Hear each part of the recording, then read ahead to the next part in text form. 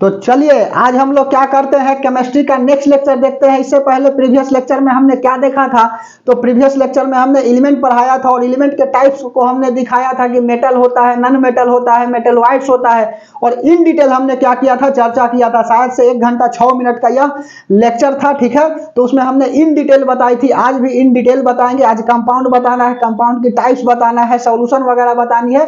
तो बेहतर होगा मेरे दोस्त की कॉपी पेन ले करके बैठिएगा और साथ में लिखते चलने का प्रयास करिएगा। समझ में आ रही है बात? और जिंदगी से कभी मायूस मत होना, कभी भी तेरा नाम बन सकता है। अगर दिल में हो आग और हौसला है बुलंद, तो अखबार बेचने वाला भी डॉक्टर एपीजे अब्दुल कलाम बन सकता है। तो चलिए हेडिंग लगाइएगा क्या। अच्छा, नोट में कल यहाँ पर इसलिए हम एलिमेंट मेटारे नहीं है, ठीक है। यह लेक्चर नंबर 2 कर देंगे, जैसे कि आपका पहला लेक्चर में डाल दिए हैं मेटल, नॉन मेटल और मेटलॉइड्स करके, ठीक है। अब जो है ना पार्ट 2 कर देंगे केमिस्ट्री का लेक्चर नंबर 3 करके, ठीक है। तो चलिए, एलिमेंट है तत्व, और उसमें नोट में एक बात लिख लीजिएगा मेटलॉइड्स के बाद कि सबसे ज्यादा जो है ना आपका तत्व धरती पर कौन पाया जाता है। तो धरती पर पाए जाने वाले तत्व लिख लो, धरती पर पाए जाने वाले, धरती पर पाए जाने वाले तत्व, ठीक है। तत्व कौन कौन सा है जी, तो देखो ओ और ऑक्सीजन हो गया, सिलिकॉन हो गया, एल्युमिनियम हो गया, आयरन हो गया, कैल्शियम हो गया, सोडियम हो गया। कैसे कोड लिखा याद रखिएगा, तो ओ सियाल ऐसे लिखो। कोड कोड क्या लिखिएगा, तो कोड लिख लो ओ सियाल फेंकना, ठीक है। ओ सियाल फेंकना, समझ में आई बात। यह बन गया ओ सियाल फेंकना, समझ में आई बात, बोलो। तो ओ सियाल यह क्या बन गया, फेंकना। ओ से ऑक्सीजन, एसआई से सिलिकॉन हो गया, अल्युमिनियम हो गया, याल मतलब अल्युमिनियम, फेंकना Fe हो गया, Ca से कैल्शियम हो गया, Na से क्या हो गया, सोडियम हो गया। तो धरती पर पाए जाने वाले तत्व क्या है, तो वो सियाल फेंकना, समझ में आई बात। उसके बाद में और क्या लिखिएगा, तो दूसरा लिख लीजिए कि धरती पर बोल रहे हैं। अब तत्व जो है ना, तत्व हो गया, उसके बाद में एलिमेंट कौन कौन पाए जाते हैं। पृथ्वी पर पाए जाने वाले लिखो, पृथ्वी पर पाए जाने वाले एलिमेंट बोल रहे हैं, एलिमेंट नहीं जी, मेटल, ठीक है। मेटल का मतलब होता है धातु, ठीक है। मेटल का मतलब होता है धातु। तो एल्युमिनियम लिख लो, आयरन लिख लो, सबसे ज्यादा एल्युमिनियम पाया जाता है जी। कैल्शियम लिख लो और उसके बाद में सोडियम लिख लीजिए, ठीक है। यह क्या है आपका, तो यह जो है ना पाया जाता है सबसे ज्यादा। समझ में आ रही है बात। तो अल फेंकना याद रखिएगा, सीधे सीधी जो है ना वह याद हो जाएगा, ठीक है। उसके बाद में नोट में और तीसरा बात लिख लो, तो क्या लिखिएगा कि हमारे शरीर में सर्वाधिक मात्रा में कौन सा एलिमेंट पाया जाता है और सबसे कम मात्रा में कौन पाया जाता है। यह सवाल खूब पूछा हुआ है। तो हमारे शरीर में लिखो, हमारे शरीर में सर्वाधिक मात्रा में, हमारे शरीर में सर्वाधिक मात्रा में कैल्शियम पाया जाता है, कैल्शियम पाया जाता है, जबकि मिनिमम न्यूनतम मात्रा में मैग्नीन Mn पाया जाता है, मैग्नीन पाया जाता है। समझ में आई बात। तो सर्वाधिक मात्रा में आपका कैल्शियम पाया जाता है और बहुत ही मिनिमम मात्रा में मैग्नीन पाया जाता है। बोले तो नहीं के बराबर, ठीक है। न्यूनतम बोले तो नहीं के बराबर क्या पाया जाता है, मैग्नीन पाया जाता है। इसको मिटा दे। यह बात जरूर याद रखिएगा कि धरती पर पाए जाने वाले सब्सटेंस OCl फेंकना, oxygen, silicon, aluminium, iron, calcium और सोडियम। और पृथ्वी पर पाए जाने वाले मेटल बोले तो धातु, अल्युमिनियम हो गया, आयरन हो गया, कैल्शियम हो गया और उसके बाद में सोडियम हो गया, ठीक है। इसको मिटा दे। अब हेडिंग लगाइएगा, एलिमेंट्स में तो बता ही रहे, सब एलिमेंट का ही पार्ट है जी। कंपाउंड का मतलब होता है यौगिक, ठीक है। कंपाउंड का मतलब होता है यौगिक। मिटा रहे, चलिए। यह थोड़ा सा नोट में कल बात रह गई थी, इसीलिए नहीं लिखे थे, तो लिखा दिए, ठीक है। चलिए, अब क्या लिखिएगा, तो हेडिंग लगा लीजिए यौगिक। ऐसे तो यौगिक पहला लेक्चर में भी हमने बताया था कि यौगिक का मतलब होता है कंपाउंड, दो या दो से अधिक तत्वों को आपस में मिलाते हैं किसी अनुपात में, उसी को हम लोग क्या बोलते हैं, यौगिक बोलते हैं, ठीक है। व्हेन 2 और more than 2 elements are mix in the ratio, ठीक है। इन द सिचुएटेड रेशियो लिखो, या किसी भी रेशियो में, एनी रेशियो, उसी को बोला जाता है क्या, तो उसी को बोला जाता है कंपाउंड। तो लिख लीजिए कंपाउंड बोले तो यौगिक। कंपाउंड का मतलब होता है यौगिक, ठीक है। यौगिक है क्या, तो यौगिक का मतलब होता है दो या दो से अधिक, लिखो, दो या दो से अधिक तत्व को तत्व को किसी अनुपात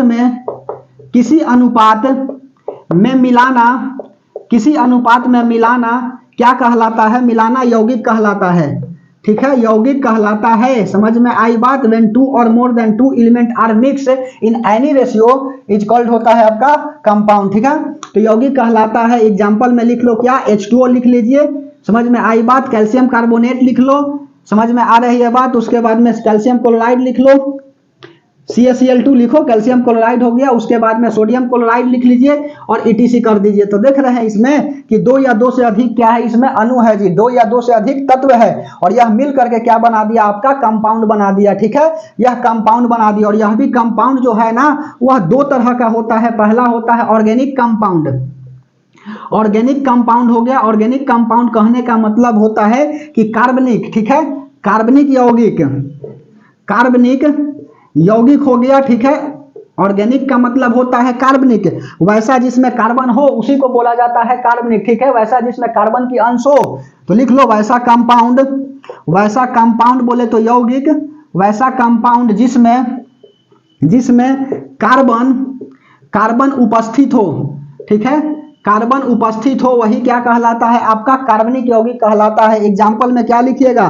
तो जैसे देख लो एग्जाम्पल में CO2 कार्बन डाइऑक्साइड। ठीक है, कार्बन है ना जी, कार्बन रहेगा तो कार्बनिक हो जाएगी CO2 कार्बन डाइऑक्साइड। उसके बाद में और लिख लो CH4 मीथेन हो गया। ठीक है, इसको मार्स गैस भी बोला जाता है। मार्स गैस क्यों कहा जाता है? क्योंकि यह मार्सी एरिया में मिलते हैं जहां पे ऑर्गेनिक कंपाउंड का डिकम्पोजिशन होता है। ठीक है, समझ में आ रही है बात? सीधा सीधी सवाल पूछता है कि धान के खेत में कौन सा गैस निकलता है? मीथेन गैस निकलता है जी। गाय पगुराती है, मीथेन गैस निकलता है, गोबर गैस भी कहा जाता है। ठीक है, तो CO2 हो गया, CH4 हो गया। उसके बाद में और क्या लिखेगा? C2H5OH हो गया। यह क्या हो गया जी? इथाइल अल्कोहल हो गया। कार्बन है ना, इथाइल अल्कोहल AlCHOL होता है। इथाइल अल्कोहल बोले तो वाइन, वाइन का मतलब होता है शराब।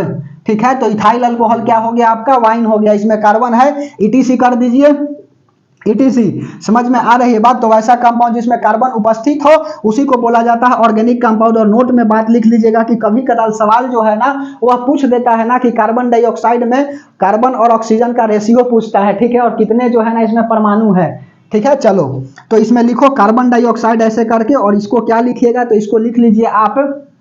पहला बात कि आग को बुझाने में कार्बन डाइऑक्साइड का ही आवश्यकता होता है जी। ठीक है, बिजली की जब आग लगती है ना तो कार्बन डाइऑक्साइड गैस ही डाला जाता है कि ताकि जो है यह आग को फैलने नहीं देता है, ऑक्सीजन की सप्लाई को बंद कर देता है। सीधी सीधी बात। और आपको भी पता है ना कि कोई भी सब्सटेंस जो है ना, फ्लेमेबल सब्सटेंस, दहनशील जो जलने वाला हो, वह ऑक्सीजन के उपस्थिति में ही जलता है। ठीक है, जैसे ही ऑक्सीजन की सप्लाई बंद कर दीजिएगा तो सब्सटेंस जलना बंद हो जाएगा। जैसे कि मोमबत्ती को जलाइएगा तो मोमबत्ती तब तक जलेगी जब तक कि ऑक्सीजन मिल रही है, और जैसे ही ऑक्सीजन का सप्लाई बंद हो जाएगा तो मोमबत्ती बुझ जाएगी। ठीक है, तो यह क्या हुआ आपका? तो यह ऑक्सीजन की उपस्थिति में कोई सब्सटेंस जलता है। तो इसका सीधा पूछता है ना कि कार्बन और ऑक्सीजन का रेशियो क्या होगा? तो कार्बन कितना है? 1 है, और ऑक्सीजन कितना है? 2 है। ठीक है, कभी कभी जो है ना इसका जो है पूछ देता है ना कि आप बताइए कि इसमें कितने परमाणु संख्या। ठीक है, परमाणु संख्या कितने है?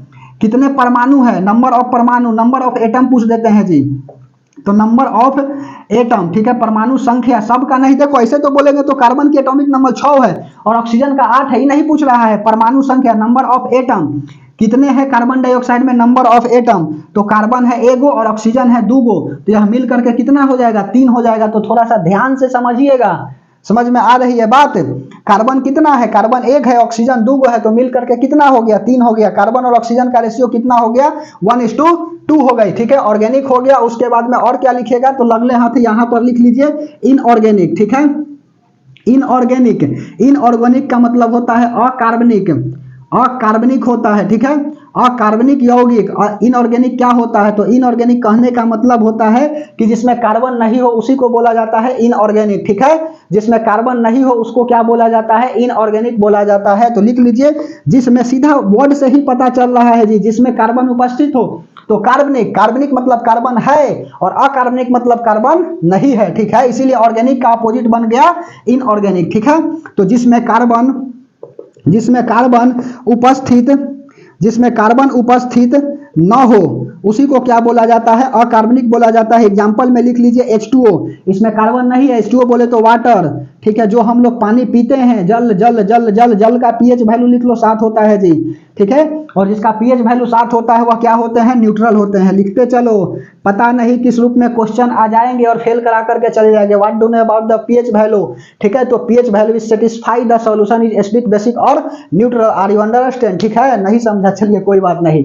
पीएच वैल्यू क्या होता है, तो पीएच वैल्यू जो है ना यह सेटिस्फाई करता है कि हमारा सॉल्यूशन एसिडिक है कि बेसिक है कि न्यूट्रल है, ठीक है। एसिडिक रहेगा तो पीएच वैल्यू 7 से कम आएंगे, बेसिक रहेगा तो 7 से ऊपर आएगा, और न्यूट्रल रहेगा तो आपका पीएच वैल्यू जो है 7 के बराबर आएगा। तो पीएच वैल्यू जो है ना, पावर ऑफ हाइड्रोजन, सोरेनसन नामक साइंटिस्ट कल बताए थे जी, यह डिस्कवर किया था पीएच स्केल का। तो H2O का पीएच वैल्यू कितना होता है, 7 होता है, और इसका कोई रंग नहीं होता है, याद रखिएगा, H2O का कोई रंग नहीं होता, पानी की कोई कलर नहीं होती है, ठीक है, यह न्यूट्रल होता है। ऐसा नहीं कि पानी उजला होता है तो दिक्कत ही हो जाएगी, ठीक है। तो H2O हो गया, उसके बाद में दूसरा लिख लो, और क्या लिखिएगा, तो लिख लो N2O। N2O का मतलब होता है नाइट्रस ऑक्साइड, इसको लाफिंग गैस भी बोलते हैं। N2O लिखो यहाँ पर, इसको क्या बोला जाता है, तो इसको लाफिंग गैस भी बोला जाता है, LAUGHING, लाफिंग गैस बोला जाता है, हास्य गैस इसको बोला जाता है। N2O लाफिंग गैस, समझ में आ रही है बात, मार दीजिएगा किसी के ऊपर लाफिंग गैस ना जी तो लगेगा हंसने, ठीक है। जैसे कि मान के चलो कि कोई व्यक्ति मरा हुआ है, ठीक है, कोई व्यक्ति मरा हुआ हो और N2O ले जा करके डाल देंगे, तो जो भी उससे भेंट करने जाएगा ना, तो उसके बाद में उठेगा तो लगेगा हंसने, समझ में आई बात। तो यही क्या है आपका N2O लाफिंग गैस है, समझ में आ रही है बात, बोलिए। तो N2O मतलब हो गया लाफिंग गैस का अकार्बनिक, जिसमें कार्बन उपस्थित ना हो उसी को बोला जाता है अकार्बनिक। एग्जाम्पल में H2O लिख लीजिए, N2O लिख लीजिए, और एक और लिखिएगा तो लिख लो D2O। D2O का मतलब क्या होता है, डाइटेरियम ऑक्साइड, ठीक है, डाइटेरियम ऑक्साइड मंदक के रूप में इसी का प्रयोग किया जाता है जी, मंदक के रूप में प्रयोग होने वाला, ठीक है, मंदक के रूप में प्रयोग होने वाला क्या है, तो आपका D2O है, डाइटेरियम ऑक्साइड है। इसको भारी जल भी बोला जाता है, भारी जल, ठीक है, भारी जल का फॉर्मूला क्या होता है, D2O होता है, डाइटेरियम ऑक्साइड होता है। लिख लीजिए, यह इंपॉर्टेंट है जी, डाइटेरियम ऑक्साइड मंदक के रूप में जो है ना प्रयोग होने वाला कौन सा जल है, तो D2O है, डाइटेरियम ऑक्साइड होता है, ठीक है, इसी को भारी जल कहा जाता है। एसिड रैंक तो होता है आपका कि HNO3 नाइट्रिक एसिड, ठीक है, नाइट्रस ऑक्साइड ऑक्सीजन से क्या करेगा, रिएक्शन करेगा, समझ में आ रही है बात, तो NO3 बना देगा, और H2O मिलेगा तो HNO3 बना देगा। यह बात बताए थे ना, यह तो शायद से हम बायोलॉजी में पढ़ा दिए, ठीक है। नाइट्रोजन और ऑक्सीजन, ऑक्साइड कहा लगा दिए, नाइट्रोजन और ऑक्सीजन क्या होगा, नाइट्रस ऑक्साइड बना देगा, यहाँ पर 2 लिख लो, और H2O बना देगा तो HNO3 हो जाएगी, समझ में आ रही है बात। तो यह क्या हो गया आपका, नाइट्रिक एसिड बन गया HNO3, और यही क्या हो जाएगा, जब बरस जाएगी ना तो एसिड रैंक कहलाएगा। तो वह अलग होता है, और ऐसे एसिड बेस एंड सॉल्ट जब पढ़ाएंगे ना तो वहां पर भी डिस्कशन यह करेंगे, ठीक है, बोलिए। तो इनऑर्गेनिक हो गया, ऑर्गेनिक हो गया, कंपाउंड समझ में आई को, तो कंपाउंड का सीधा सीधी डिफिनेशन बोलिएगा कि 2 या 2 से अधिक तत्व को किसी अनुपात में मिलाना कंपाउंड कहलाता है, ठीक है, किसी अनुपात में मिलाना, यह बात बोलना जरूरी है। ऐसा नहीं कि 2 या 2 से अधिक तत्वों को आपस में मिलाते हैं तो कंपाउंड कहलाता है, गलत हो जाएगी। किसी अनुपात में मिलाना क्या कहलाता है आपका, यौगिक कहलाता है, कंपाउंड कहलाता है। और यह 2 तरह के हैं, कार्बनिक है और अकार्बनिक है। कार्बनिक का मतलब होता है जिसमें कार्बन हो, और अकार्बनिक का मतलब होता है जिसमें कार्बन नहीं। और एक बात और लिखोगे तो लिख लीजिए, गैस जब जलता है ना जी तो कौन सा जलता है उसमें, तो मीथेन और ब्यूटेन होता है। जनरली जलता तो ब्यूटेन है, और गैस जो स्मेल देता है ना वह किसके कारण देता है, मिथाइल मरकप्टन के कारण देता है। यह भी क्या है, तो आपका कार्बनिक है, और यह सवाल पूछा हुआ है, मिटा रहे। चलिए ध्यान से समझते चलिएगा बात, आप 1 घंटा संभाल लीजिए, बाकी हम संभाल लेंगे, ठीक है। आप कंटेंट को संभाल लीजिए, बाकी हम संभाल लेंगे। बात को ध्यान से सुनिएगा, ऐसा नहीं कि जो बोल रहे हैं ना उसको आप उड़ा दीजिएगा, और जो लिख रहे हैं बस उसी को छाप लीजिएगा, तो दिक्कत ही हो जाएगी। आसपास का सवाल को जो है ना जी बताते चल रहे हैं, इसलिए ध्यान से समझते चलिएगा, ठीक है। चलिए तो नोट में बात डाल करके लिख लीजिए कि जो आपका ऑर्गेनिक था कार्बनिक, तो कार्बनिक में क्या है, कार्बन मिला है, उसी को हम लोग बोलते हैं कार्बनिक। तो नोट में बात डाल करके लिख लो कि जो गैस होता है ना, LPG liquefied petroleum gas, LPG हमारे घरों में जब आती है गैस तो कौन होता है, यही ना होता है liquefied petroleum gas, petroleum gas बोलो, लिक्विफाइड पेट्रोलियम गैस। इसमें क्या होता है जी, तो इसमें देखो, इसमें CH4 होता है, मीथेन होता है, और प्लस में ब्यूटेन होता है। ब्यूट का 4 होती है, तो ब्यूटेन C4 हो गया और H10 हो गया, ठीक है। तो इसको हम लोग बोलेंगे मीथेन, और यह होता है आपका ब्यूटेन, ठीक है। मीथेन प्लस ब्यूटेन प्रोपेन नहीं होता है जी, CH4 और C4H10 यह दोनों मिल करके क्या होता है, गैस में फिल्डअप किए होते हैं। और एक बात और लिख लीजिएगा, यह पहला और दूसरा डाल करके लिख लीजिएगा कि यह दोनों का स्मेलिंग नहीं होता है, यह इसका कोई स्मेल नहीं होता है, इसका कोई दुर्गंध नहीं होता है, लिख लो, इसका कोई दुर्गंध नहीं होता है, ठीक है, कोई स्मेल नहीं होता है। तो गैस जब लीक करेगा ना जी, तो गैस जब लीक करता है तो स्मेल देता है, तो लीक करने पर स्मेल देता है कौन, इसमें जानबूझ करके मिथाइल मरकप्टेन मिला दिया जाता है कि ताकि जो है ना पता चल सके, ठीक है, ताकि जो है ना पता चल सके कि गैस जो है वह लीक किया है, ठीक है। तो गैस का रिसाव होने पर दुर्गंध मिथाइल मरकप्टेन के कारण देता है, मिथाइल मरकप्टेन TAN है, मिथाइल मरकप्टेन के कारण देता है, ठीक है, मिथाइल मरकप्टेन के कारण देता है। समझ में आई बात। तो गैस का रिसाव होने पर दुर्गंध देता है, किसके कारण, तो मिथाइल मरकप्टेन के कारण देता है। और यह रेलवे NTPC में पूछा हुआ सवाल है, ठीक है, इसीलिए बात को बता दिया। उसके बाद में और क्या लिखिएगा, तो अब लिख लीजिए आप मिक्सचर, ठीक है। और मिक्सचर भी दो तरह के होता है, एक होता है आपका समांग मिश्रण और दूसरा होता है विषमांग मिश्रण, ठीक है। तो हेडिंग लगाइए आप मिक्सचर का मतलब होता है मिश्रण, ठीक है, मिश्रण। इसमें दो या दो से अधिक क्या करते हैं हम लोग, तत्वों को मिलाते हैं, किसी भी रेशियो में मिला दो, कोई दिक्कत नहीं है, ठीक है। जबकि किसी रेशियो में मिलाओगे तो कंपाउंड कहलाएगा। इसीलिए हम बोले हैं ना कि रेशियो मेरे भाई मेरे दोस्त जरूर से जरूर बोलना, लिखा होता है ना शादी के कार्ड पर कि मेरे बुआ, ठीक है, बुआ की फूफा, जो लिखना है लिखे, मेरे बुआ की शादी में जुलूल से जुलूल आइएगा, ठीक है। तो कंपाउंड में जुलूल से जुलूल लिख लीजिएगा आपका कि किसी अनुपात में मिलाया जाता है, ठीक है। मिक्सचर तो लिख लो, इसमें दो या दो से अधिक, दो या दो से 2 और मोर देन 2, दो या दो से अधिक तत्वों को किसी अनुपात में भी मिला सकते हैं, तत्वों को मिलाते हैं, ठीक है। इसमें दो या दो से अधिक तत्व को मिलाते हैं, ठीक है, मिलाते हैं, अनुपात जरूरी नहीं है जी, मिलाते हैं, उसी को क्या बोला जाता है, मिक्सचर बोला जाता है। समझ में आई बात। लेकिन किसी रेशियो में मिलाओगे तो वह क्या कहलाएगा, आपका मिक्सचर कहलाएगा। जैसे कि एग्जांपल में लिख लो ना, कैसे लिखिएगा, तो यहाँ पर देख लो, यह हो गया आपका पानी, ठीक है। तो पानी को बोला H2O और इसमें डाल दिया हमने क्या, हमने ग्लूकोज डाल दिया। चलो नींबू पानी बनाएंगे, ग्लूकोज C6H12O6 हो गया, ठीक है, C6H12O6 हो गया। तो यह क्या बन जाएगा जी, यह आपका बन जाएगा ना नींबू पानी, बोलिए, ग्लूकोज का पानी बन गया, नींबू पानी बन गया, सपोज नींबू पानी बन गया, तो यह क्या हो गया आपका, तो यह जो है ना मिक्सचर हो गया। समझ में आई बात। जैसे कि ईटा जोड़ने के लिए क्या होता है, सीमेंट गिट्टी बालू यह सब का मिक्सचर बनाया जाता है ना, तो किसी रेशियो से मतलब नहीं है, ठीक है, ऐसे मतलब होती है जी, उसी को क्या बोला जाता है, मिश्रण बोला जाता है। बात समझ में आ रही है। तो दो या दो से अधिक क्या करते हैं, कंपाउंड को मिला देते हैं, तत्व को मिला देते हैं, उसी को क्या कहलाता है आपका, तो वह कहलाता है आपका मिश्रण। बात समझ में आई, बोलिए। और मिश्रण भी दो तरह के होता है, कौन कौन होते हैं, तो पहला होता है आपका होमोजेनियस, यहां पर मिटार करके लिखते हैं, ठीक है, चाहे यहां लिखो, दो तरह के होते हैं, कौन कौन, तो पहला हो गया आपका होमोजेनियस मिक्सचर। होमोजेनियस का मतलब होता है समांग मिश्रण, समांग ऐसे बताए हैं जी पहला लेक्चर में, यह समांग मिश्रण हो गया। और उसके बाद में और क्या लिखेगा, दूसरा हेट्रोजेनियस, ठीक है, हेट्रोजीनियस का मतलब होता है विषमांग मिश्रण, ठीक है, विषमांग मिश्रण। समांग मिश्रण क्या होता है, तो समांग मिश्रण होता है कि वैसा जिसमें हम लोग तत्व को मिलाते हैं ना, तो मिल जाता है कंप्लीटली तो हो जाएगा समांग, और नहीं मिलता है तो हो जाएगा विषमांग, ठीक है, मिटा दें। चलिए ध्यान से समझते चलिएगा।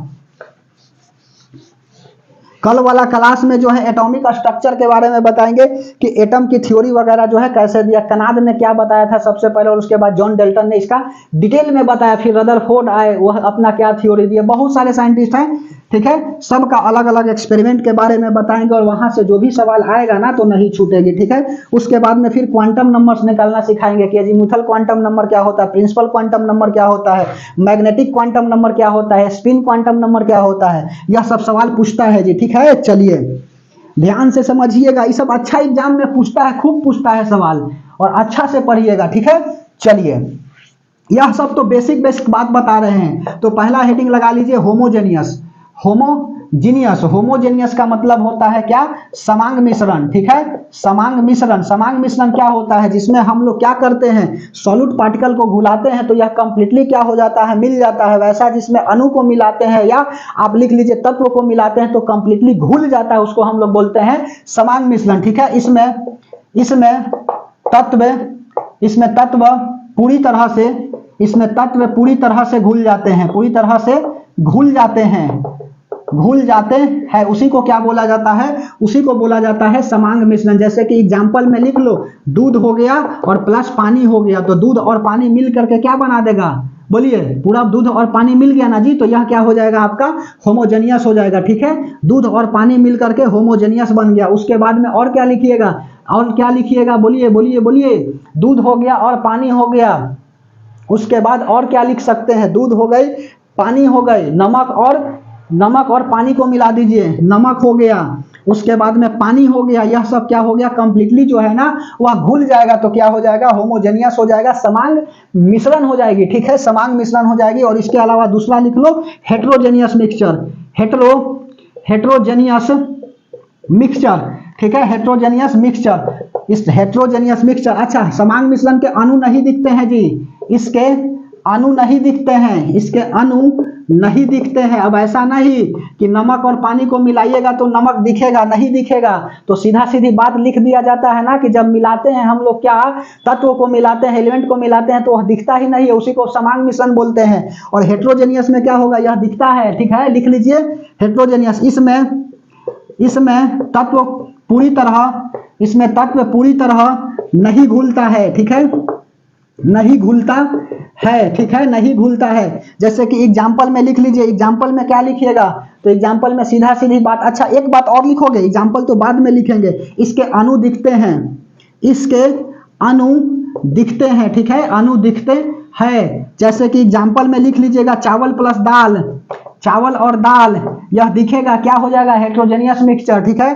चावल हो गई, दाल हो गई, उसके बाद में चावल और चीनी, ठीक है, चावल और चीनी, ठीक है। चावल का मतलब हुआ चा और चीनी से लिख दिया ची, तो ये बन गया चाची, हाँ, ठीक है, ध्यान से समझते चलो, मजाक कर रहे हैं जी। चावल और चीनी को आपस में मिलाइएगा तो यह दिखेगा, क्या हो जाएगा, हेट्रोजेनियस मिक्सचर हो जाएगी, ठीक है, समझ में आ रही है बात। तो इसमें तत्व पूरी तरह से नहीं घुलता है, उसी को क्या बोला जाता है, हेट्रोजेनियस बोला जाता है। एक बार सवाल पूछा था ना कि ब्लड जो है ना वह कैसा है, ठीक है, ब्लड क्या होता है, होमोजेनियस, हेट्रोजेनियस, उसके बाद में अगला दिया था ना कि सॉल्यूशन है, और उसके बाद में ना सस्पेंशन है, और चौथा दिया था कि कोलाइडल सॉल्यूशन है, ठीक है। तो रक्त जो है ना वह कोलाइडल सॉल्यूशन होता है, आ रहे हैं, बता रहे हैं, ध्यान से समझते चलिएगा कि कोलाइडल सॉल्यूशन क्या होता है, मिटा दे। चलिए अब हेडिंग लगाइए सॉल्यूशन, ठीक है। सॉल्यूशन क्या होता है, होमोजेनियस मिक्सचर होता है, दो या दो से अधिक कंपाउंड या एलिमेंट, जो भी लिखना है लिखिए ना, दो या दो से अधिक क्या करते हैं, एलिमेंट को हम लोग मिलाते हैं, उसी को हम लोग बोलते हैं क्या, सॉल्यूशन बोलते हैं। लेकिन यह कैसा होना चाहिए, होमोजेनियस होना चाहिए, ठीक है, लिख लो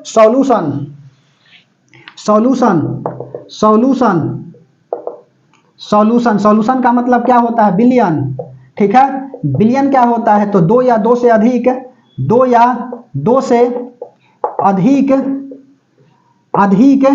तत्व को मिलाने पर समांग मिश्रण, दो या दो से अधिक तत्वों को मिलाने पर समांग मिश्रण बिलियन कहलाता है,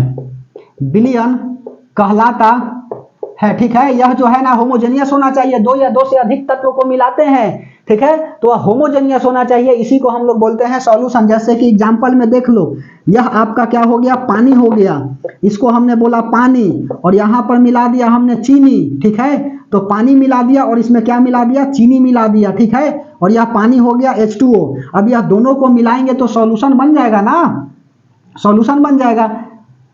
अब सॉल्यूशन कैसे बनेगा से ध्यान से सुनो, यह क्या बन गया, आपका सॉल्यूशन बन गया। जैसे कि यहाँ पर पानी हो गया, उसके बाद में चीनी हो गया, ठीक है, पानी में चीनी, यह नहीं बात बोल रहे हैं जी, हम दूसरा बात बोलना चाह रहे हैं, यहाँ लिखे, हम जगह बचाने के चक्कर में मिटा रहे हैं ज्यादा। पानी हो गया, अब जहां लिखेंगे मिटालेंगे नहीं, और पानी और चीनी को मिला करके क्या बन गया, तो यह जो है ना आपका बिलियन बन गया, ठीक है। पानी क्या हो गया, तो पानी ज्यादा है तो इसको सॉल्वेंट बोलेंगे, और ठीक है, और चीनी कम है तो इसको सॉल्यूट बोलेंगे, ठीक है। और यह दोनों मिल करके क्या बन गया, तो सॉल्यूशन बन गया। तो मेरे भाई मेरे दोस्त, क्या चीनी इसको मिलाएंगे तो दिखेगा, नहीं दिखेगा। और यही बात तो अभी जस्ट बताए हैं कि क्या है, यह कंप्लीटली मिल गया, ठीक है, यह सॉल्यूशन में जाकर के मिल गया, तो इसी को हम लोग क्या बोलेंगे, होमोजेनियस बोलेंगे। तो दो या दो से अधिक तत्वों को मिला रहे हैं, तो मिलाने पर जो समान मिश्रण है ना, वही क्या कहलाता है, आपका सॉल्यूशन कहलाता है। सॉल्यूशन क्या है, तो सॉल्यूशन जो है ना, होमोजेनियस मिक्सचर है जी, होमोजेनियस मिक्सचर है, ठीक है। यह प्रॉपर्टी होता है सॉल्यूशन का, होमोजेनियस मिक्सचर है। सीधा सीधी सवाल पूछेगा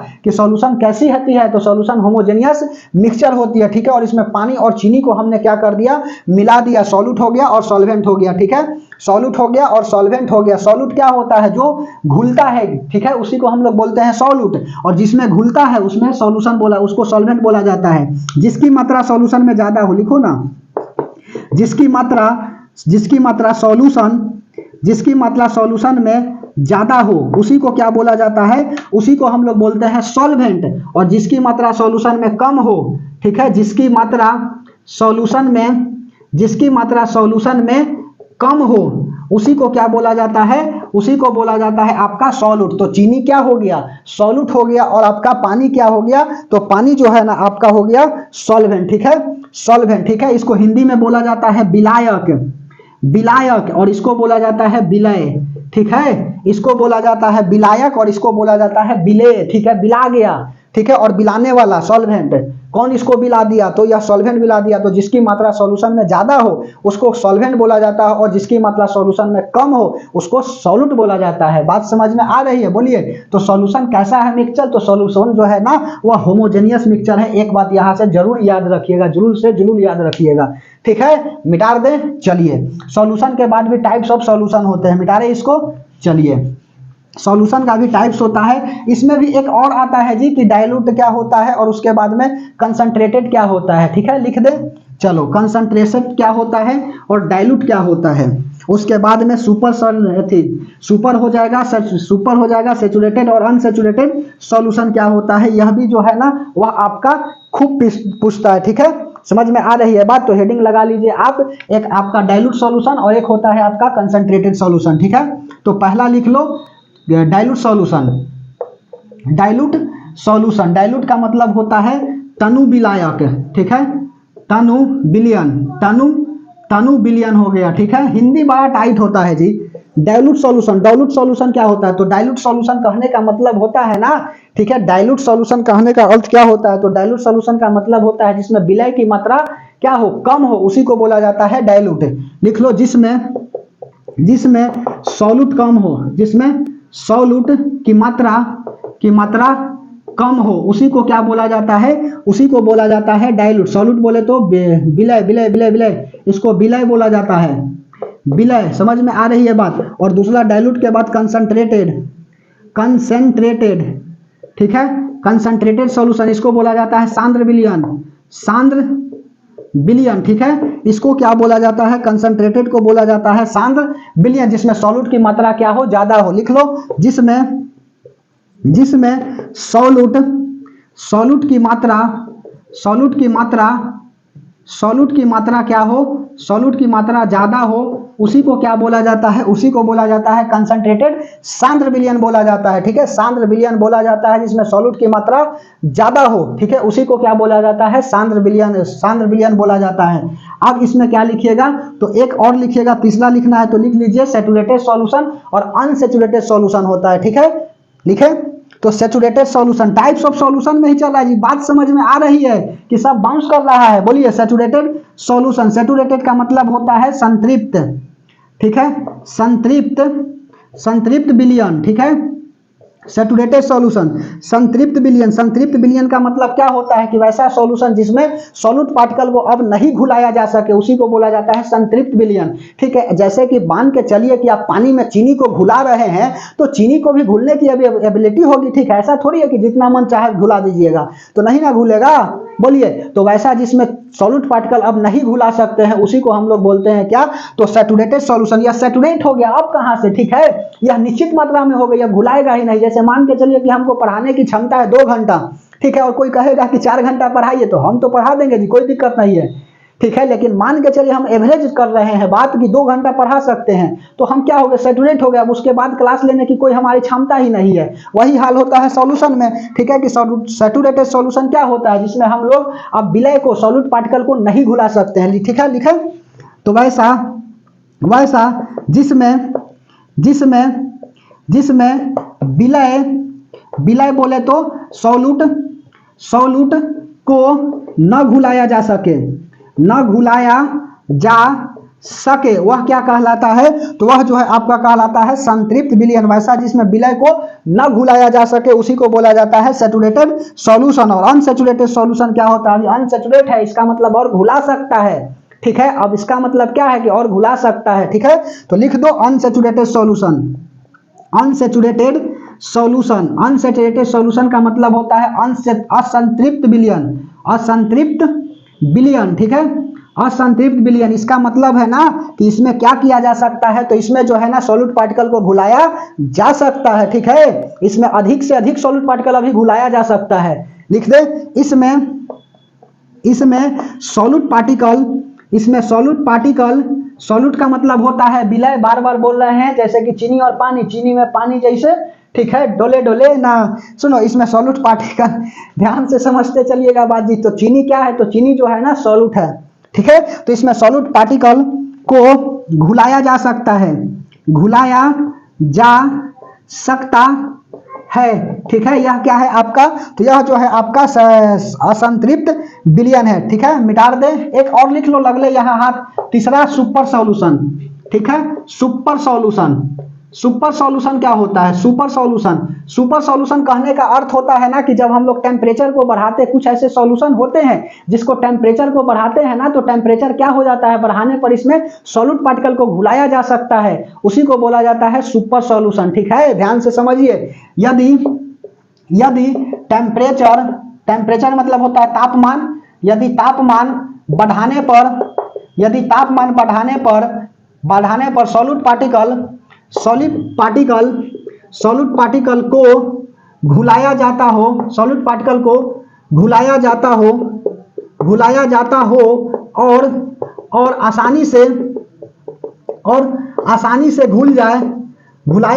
और आसानी से घुल जाए, वही क्या कहलाता है आपका, तो वही जो है आपका कहलाता है सुपर सैचुरेटेड सॉल्यूशन, ठीक है। सुपर सैचुरेटेड सॉल्यूशन लिखो, सुपर सैचुरेटेड सॉल्यूशन, ठीक है, सुपर सैचुरेटेड सॉल्यूशन। यदि टेम्परेचर, तापमान बढ़ाने पर सॉल्यूट पार्टिकल को घुलाया जाता हो और आसानी से वह घुल जाए, उसी को क्या बोला जाता है, उसी को बोला जाता है सुपर सैचुरेटेड सॉल्यूशन। तो अर्थात हम कह सकते हैं नोट में बात लिख करके कि क्या लिख सकते हैं, तो नोट में बात लिख सकते हैं कि जब टेम्परेचर बढ़ाते हैं, तापमान बढ़ाते हैं, तो मेरे भाई मेरे दोस्त, द्रव और ठोस की क्या हो जाती है, विलायक शक्ति जो है ना वह बढ़ जाती है, विलयन की मात्रा बढ़ जाती है, ठीक है। ध्यान से समझते चलिए बात। तो यदि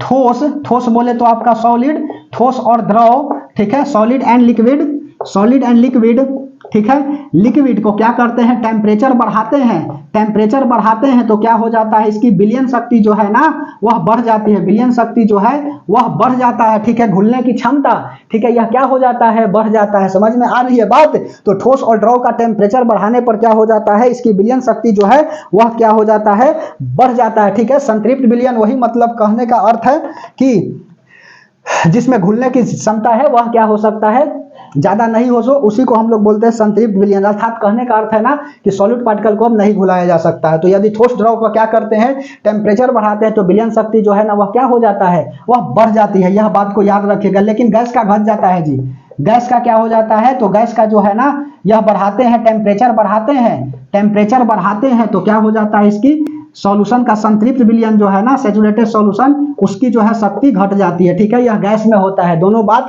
इंपॉर्टेंट मान करके लिख लीजिएगा, ठीक है। यदि ठोस और द्रव की क्या करते हैं, बढ़ा देते हैं टेम्परेचर, तो इसकी संतृप्त विलयन जो है ना, यह विलयन, घुलना की क्षमता, ठीक है, यह बढ़ जाती है और इसकी जो है ना वह घट जाती है। मिटा दे। चलिए बात समझ में आई, बोलो।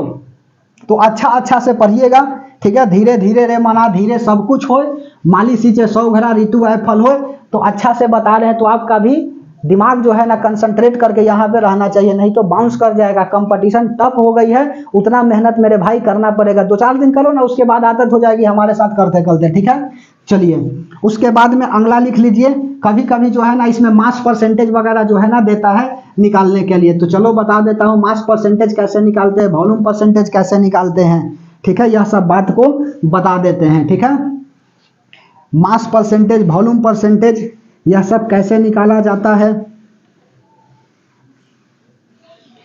चलिए हेडिंग लगा लीजिए, हेडिंग नहीं नोट में बात डाल करके लिख लीजिए कि मास परसेंटेज ऑफ सॉल्यूशन कैसे निकालते हैं। मास परसेंटेज ऑफ सॉल्यूशन, ठीक है। मास परसेंटेज ऑफ सॉल्यूशन निकालने का सीधा सीधी फॉर्मूला बताते हैं कि मास ऑफ सॉल्यूट बता मास ऑफ सॉल्वेंट इंटू 100 कर दो, ठीक है। परसेंटेज हटाते हैं तो 100 लगाते हैं ना इंटू करके, तो मास ऑफ सॉल्यूट, ठीक है, मास ऑफ सॉल्यूट बटा मास of solvent, mass of solvent into 100 होता है। समझ में आया, 1100 लिखा गया जी, इंटू 100। समझ में आई बात। तो मास ऑफ सॉल्यूट बटा मास ऑफ सॉल्वेंट, यह हो गया आपका। दूसरा हो गया वॉल्यूम परसेंटेज, ठीक है। वॉल्यूम परसेंटेज, तो वॉल्यूम परसेंटेज कैसे लिखिएगा, मास ऑफ, वॉल्यूम लिखो, volume of solute, volume of solute upon volume of solution, volume of solution into 100, ठीक है। यदि मान के चलो मास वॉल्यूम परसेंटेज पूछ दिया, मास वॉल्यूम परसेंटेज पूछ दिया तो क्या करेंगे, मास वॉल्यूम परसेंटेज। देखो वॉल्यूम परसेंटेज है तो दोनों में क्या है, वॉल्यूम है। मास परसेंटेज है तो दोनों में मास है, और मास वॉल्यूम है तो ऊपर वाला में मास होगा, मास ऑफ सॉल्यूट, ठीक है, मास ऑफ सॉल्यूट, और वॉल्यूम है तो वॉल्यूम ऑफ सॉल्यूशन, ठीक है। मास ऑफ सॉल्यूट अपन मास ऑफ सॉल्वेंट इनटू 100 हो गया। समझ में आ रही है बात। मास ऑफ सॉल्यूट अपन मास ऑफ सॉल्वेंट की solution, volume of solution, mass of solvent लिखा गया जी, मास ऑफ सॉल्यूशन, ठीक है। ध्यान से समझते चलिए बात को। मास ऑफ सॉल्यूट बता मास ऑफ सॉल्यूशन, ठीक है। दोनों को मिला करके ना लिखेंगे, टोटल वैल्यू ना लिखा जाता है। तो वॉल्यूम ऑफ सॉल्यूट बता volume of solution upon mass of solute upon volume of solution, ठीक है। वॉल्यूम ऑफ सॉल्यूशन इनटू 100, ठीक है। समझ में आई बात। तो यह क्या करते हैं, ऐसे करके फार्मूला है निकाल लेते हैं। जैसे एग्जांपल में समझो ना, जैसे कैसे समझा, 5 kg जो है ना, 5 kg क्या है, तो 5 kg जो है टोटल आपका 5 kg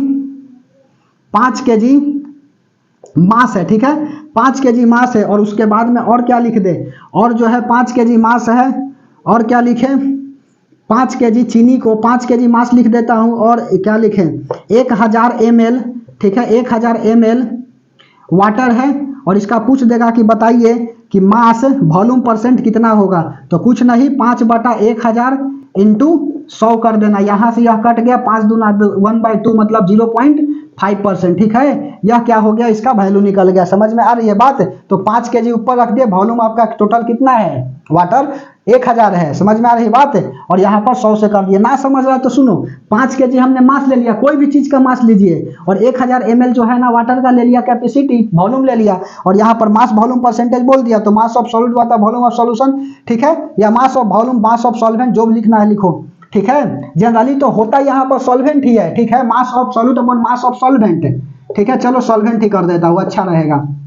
वॉल्यूम ऑफ सॉल्वेंट, ठीक है, और यहाँ पर भी सॉल्वेंट, ठीक है। समझ में आ रही है बात। तो यह क्या हो जाएगा आपका मास वॉल्यूम परसेंटेज, और यह दोनों को मिला देंगे तब ना सॉल्यूशन बन जाएगा। यह दोनों को मिलाएंगे सॉल्यूशन बन जाएगा। सुधार लीजिएगा, सॉल्वेंट ही होगा सॉल्यूशन। तो 1000 ml, और यहाँ पर मास वॉल्यूम, तो मास हो गया 5 kg, और उसके बाद में वॉल्यूम यहाँ पर देख लीजिए वाटर का कितना है, 1000 इंटू 100, 2 0 कट गया, और 5 दूना 10 तो 1/2 मतलब 0.5%। समझ में आई बात। तो यह इस तरह से क्या करते हैं, परसेंटेज वगैरह निकालते हैं, ठीक है। कभी कदाल जो है ना भुलाइल भटकल सवाल दे देता है, ठीक है। चलिए अब अगला लिख आइएगा हेडिंग क्या, कि एक होता है आपका सस्पेंशन। सस्पेंशन का मतलब क्या होता है, तो सस्पेंशन का मतलब होता है निलंबन। मिटा दें, चलिए सस्पेंशन, ठीक है। सस्पेंशन, सस्पेंशन मतलब होता है निलंबन। या सस्पेंशन है क्या, सस्पेंशन, ठीक है। सस्पेंशन, सस्पेंशन, सस्पेंशन होता है निलंबन। निलंबन क्या होता है, तो सुनो, निलंबन एक तरह के हेट्रोजेनियस मिक्सचर है। पहला बात, यह बिस्मांग मिश्रण होता है, बिस्मांग मिश्रण है, ठीक है। यह क्या है, तो यह जो है ना बिस्मांग मिश्रण होता है, ठीक है। और इसके पार्टिकल जो है ना कितना बड़ा होते हैं, इसके पार्टिकल 10⁻⁵ मीटर बड़े होते हैं। ठीक है, देख रहे हो कितना बड़ा होता है जी, 10⁻⁵ मीटर बड़े होते हैं। तो बहुत बड़ा भी नहीं है जी, यहाँ पर 10⁻⁵ है, 10⁵ थोड़ी लिख रहे हैं, 10⁻⁵ मीटर बड़े होते हैं। अर्थात इसके पार्टिकल को नंगी आंखों से देखा जा सकता है।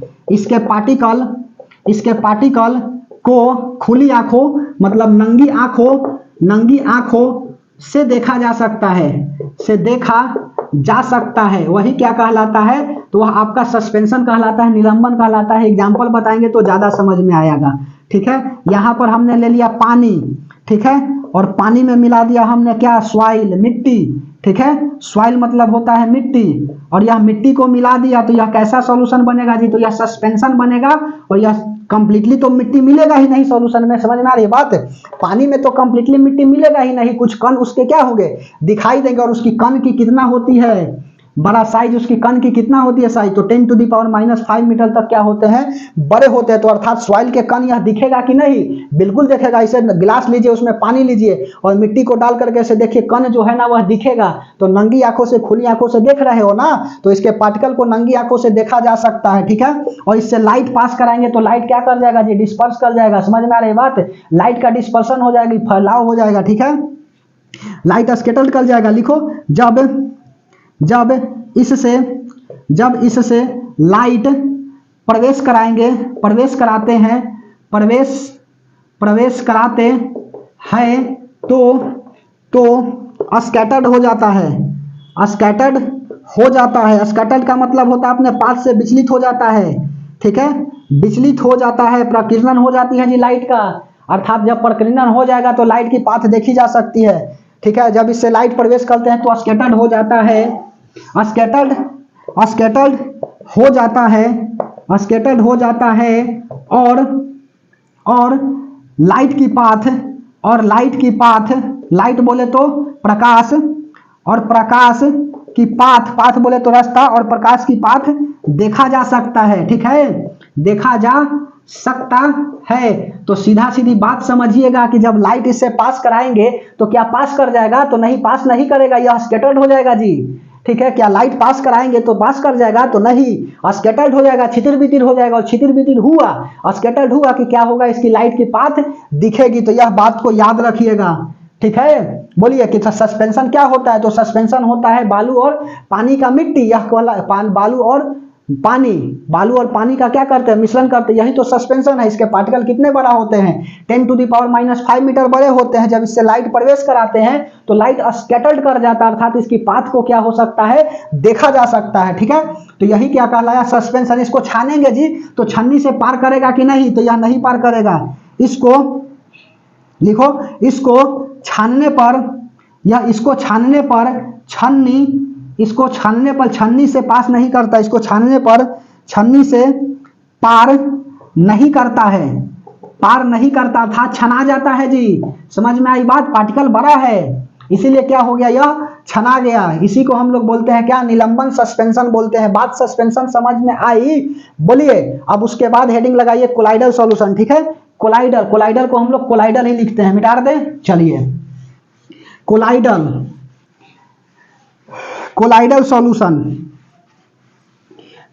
सॉल्यूशन को कोलाइडल ही बोला जाता है। जैसे रक्त क्या है जी, तो कोलाइडल सॉल्यूशन है। ठीक है, कोलाइडल दूसरा लिख लीजिए, कोलाइडल सॉल्यूशन। कोलाइडल को हम लोग कोलाइडल ही बोलते हैं। यह क्या होता है, तो यह जो है ना होमोजेनियस है कि हेट्रोजेनियस है, यह होमोजेनियस मिश्रण है, यह समांग मिश्रण होता है। जबकि सस्पेंशन विषमांग मिश्रण था, यह समांग मिश्रण है। ठीक है, सस्पेंशन जो है ना जी विषमांग है, सस्पेंशन विषमांग है, जबकि यह समांग है। विषमांग वहां लिखे हैं ना, यदि समांग होगा तो विषमांग कर दीजिएगा। अगर गलती से समांग लिखा गया होगा सस्पेंशन में, यदि गलती से समांग लिखा गया होगा सस्पेंशन में, मैं होशो हवास के साथ बोल रहा हूं, यदि गलती से समांग लिखा गया होगा सस्पेंशन में तो विषमांग लिख दीजिएगा। ठीक है, चलिए, ऐसे तो गलती नहीं हुई होगी लेकिन फिर भी बता दिए। ठीक है, इसलिए ध्यान से समझिएगा। ये सब सवाल पूछा हुआ है जी कि हेट्रोजेनियस मिक्सचर है कि होमोजेनियस मिक्सचर है, इसीलिए बता रहे हैं। सीधा सीधी बात, यह समांग मिश्रण है। ठीक है, इसको छन्नी से छानने पर, इसको छन्नी से छानने पर नहीं छानता है, छानने पर नहीं छानता है, ठीक है। या छन्नी से छानेगा ही नहीं जी, छन्नी को पार कर जाएगा। एग्जाम्पल में लिख लीजिए ब्लड, ठीक है, ब्लड हो गया, दूध हो गया, मिल्क, यह सब क्या है, तो यह सब जो है ना, यह आपका कोलाइडल सॉल्यूशन है। ब्लड का पीएच वैल्यू याद रखिएगा 7.4 होता है, ठीक है। हल्का जो है ना यह बेसिक होता है, ठीक है। 7.4, 7 से ज्यादा हो गया तो नेचर इसका कैसा हो जाएगा, बेसिक हो जाएगा। इसको छन्नी से छानने पर नहीं छानता, यह समांग मिश्रण है। अच्छा, लाइट के बारे में क्या कहते हैं, उसके पार्टिकल नहीं दिखते, लिखो इसके अणु बोले तो पार्टिकल नहीं दिखते हैं, इसको पार्टिकल, इसके अणु पार्टिकल को नंगी आंखों से नहीं देखा जा सकता, माइक्रोस्कोप से देख सकते हो, नंगी आंखों से नहीं देखा जा सकता, नंगी आंखों से नहीं देखा जा सकता है, नंगी आंखों से नहीं देखा जा सकता है। इससे लाइट को प्रवेश कराते हैं, इससे लाइट को प्रवेश कराते हैं, ठीक है। यह पहला बात कि होमोजेनियस मिक्सचर है, लेकिन लाइट को प्रवेश कराएंगे तो लाइट स्कैटर कर जाएगा, पाथ दिखेगी। समझ में आई बात, लाइट स्कैटर करेगा तभी पाथ दिखेगा, और इस घटना को हम लोग क्या बोलते हैं, टिंडल प्रभाव बोलते हैं, ठीक है। इससे लाइट को प्रवेश कराते हैं तो प्रकाश स्कैटर्ड हो जाता है, ठीक है। स्कैटर लिखो कि डिस्पर्स, जो भी लिखना है लिखिए ना, स्कैटर्ड ही ठीक है, स्कैटर्ड हो जाता है, ठीक है, छितिर बितिर हो जाता है।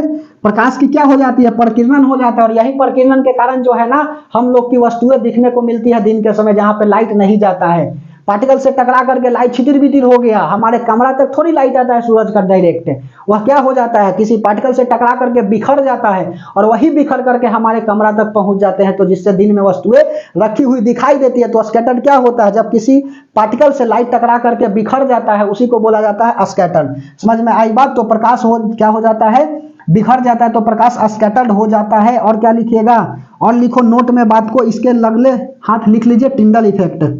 टिंडल इफेक्ट क्या होता है, टिंडल प्रभाव। टिंडल इफेक्ट होता है कि जब लाइट को कोलाइडल सॉल्यूशन से पास कराते हैं तो लाइट स्कैटर्ड हो जाता है, और इस घटना को हम लोग टिंडल प्रभाव बोलते हैं, ठीक है। इसकी पाथ देखा जा सकता है जी, लाइट को प्रवेश कराते हैं तो प्रकाश स्कैटर्ड हो जाता है, अर्थात लिख लो, अर्थात लाइट की पाथ देखी जा सकती है, अर्थात लाइट की पाथ देखी जा सकती है, ठीक है, देखी जा सकती है। सीधा सवाल पूछेगा कि सॉल्यूशन से पास कराएंगे कोलाइडल से तो क्या लाइट पास करेगा, स्कैटर्ड हो जाएगा, पाथ की देखी जा सकती है। कोलाइडल क्या है, तो यह समांग मिश्रण है, होमोजेनियस मिश्रण है, ठीक है। उसके बाद में टिंडल इफेक्ट क्या होता है, जब लाइट को कोलाइडल सॉल्यूशन से पास कराते हैं तो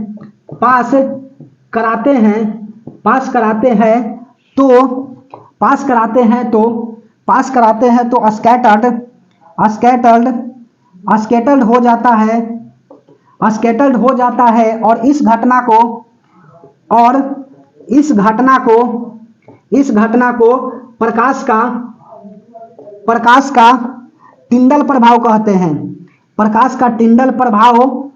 कहते हैं, ठीक है। प्रकाश का क्या कहते हैं, तो प्रकाश का टिंडल प्रभाव कहते हैं। समझ में आई बात, टिंडल इफेक्ट। बोलिए कि जब लाइट को पास कराते हैं किससे, तो कोलाइडल सॉल्यूशन से पास कराते हैं, तो लाइट क्या हो जाता है, स्कैटर्ड हो जाता है, और इसी घटना को क्या कहा जाता है, टिंडल प्रभाव कहा जाता है। When ray of light passes through the colloidal solution then it is scattered and path of the light will be the seen by the naked eye, ठीक है। And this phenomenon is called the Tyndall effect, I understand. मतलब क्या कि जब light को पास कराए तो light scattered हो जाएगा, इसकी पाथ को नंगी आंखों से देखा जा सकता है, ठीक है। और इसी घटना को हम क्या कहते हैं, टिंडल प्रभाव कहते हैं, टिंडल इफेक्ट कहते हैं। क्लास 10th में इस बार आया हुआ था क्वेश्चन, ठीक है। अच्छा, क्वेश्चन को छोड़ो ना, गोली मारो कि क्वेश्चन आया था कि नहीं आया था, कंपटीशन पॉइंट ऑफ व्यू से जो है ना यह इंपॉर्टेंट है, ठीक है। उसके बाद में अगला, अच्छा इसमें देखो कोलाइडल सॉल्यूशन में इसका डायलाइसिस विधि से क्या होता है, छन्नी होती है, ठीक है।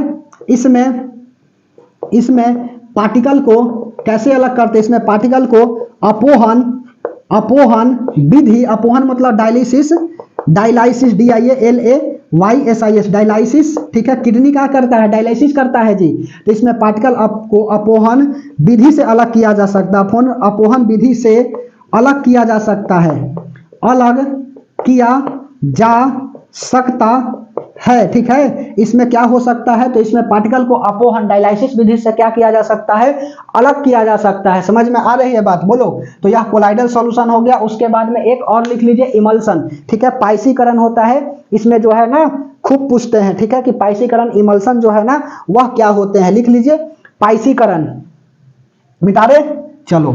इमल्सन, इमल्सन,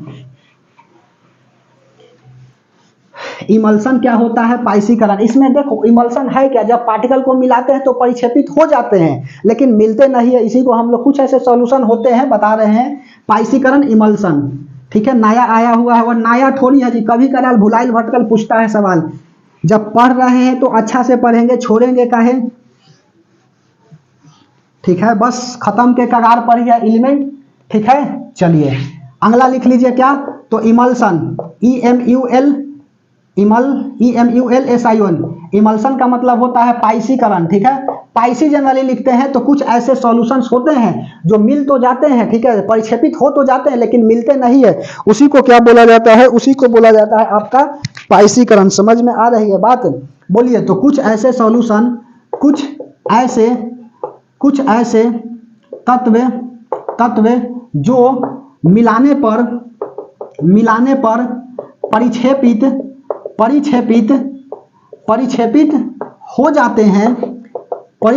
हो जाते हैं, परंतु वह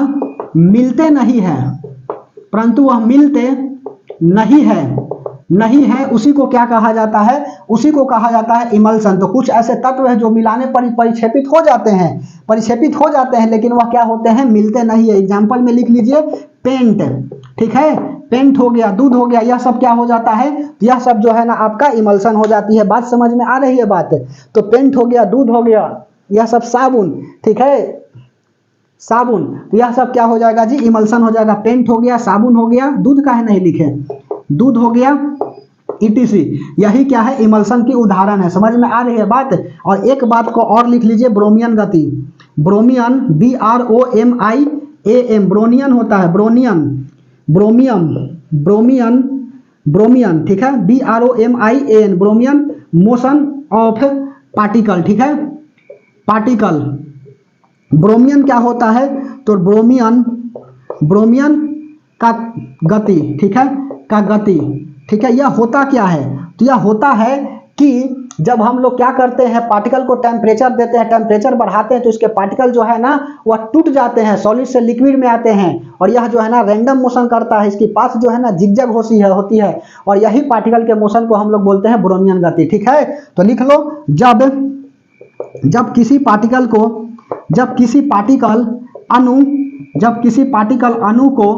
अणु को टेम्परेचर मतलब होता है ताप, देते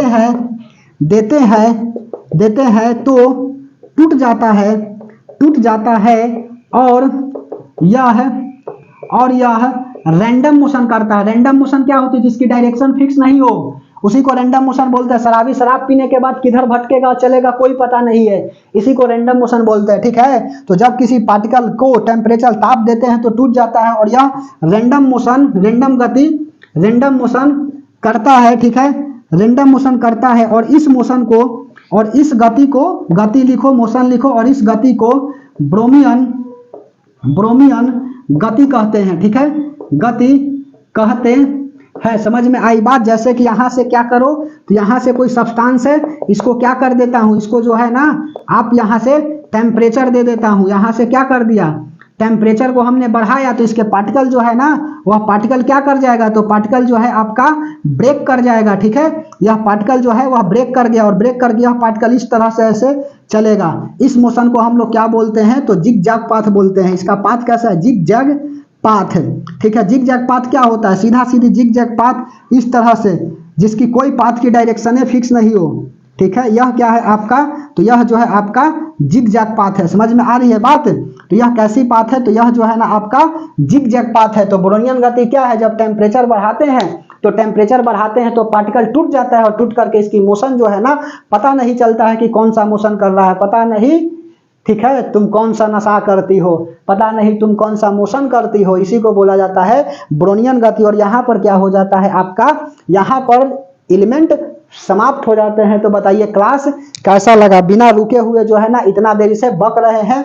मुझे नहीं पता कि मैं कितना देरी से बक रहा हूं, लेकिन अपनी तरफ से हमने बेस्ट प्रयास किया है। ठीक है, आप भी इसी तरह से लगे रहिए, धीरे धीरे आपको भी आदत हो जाएगा हमारे तरह मेहनत करने का। और बिना मेहनत का कोई परिणाम नहीं मिलता है, समझ में आ रही है बात, क्योंकि आपको भी पता है कि मेहनत बता देता है कि परिणाम कैसे मिलेगा, वरना परिणाम तो बताएगा ही कि मेहनत कैसा था।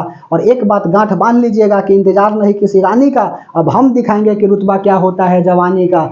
समझ में आ रही है बात, और हम दिल देंगे उसी को दान में जो यूपीएससी का प्रिपरेशन करने वाला होगा मेरे ध्यान में। और इस तरह से जो है ना आपको मेहनत करनी है, और मेहनत करते रहनी है, लगातार मेहनत करते रहनी है, और एक ना एक दिन सफल हम लोग जरूर हो जाएंगे। और लक्ष्य वही रहना चाहिए कि जब तक तोड़ेंगे नहीं तब तक छोड़ेंगे नहीं। तो हम लोग कल की क्लास में मिलते हैं, तब तक के लिए धन्यवाद।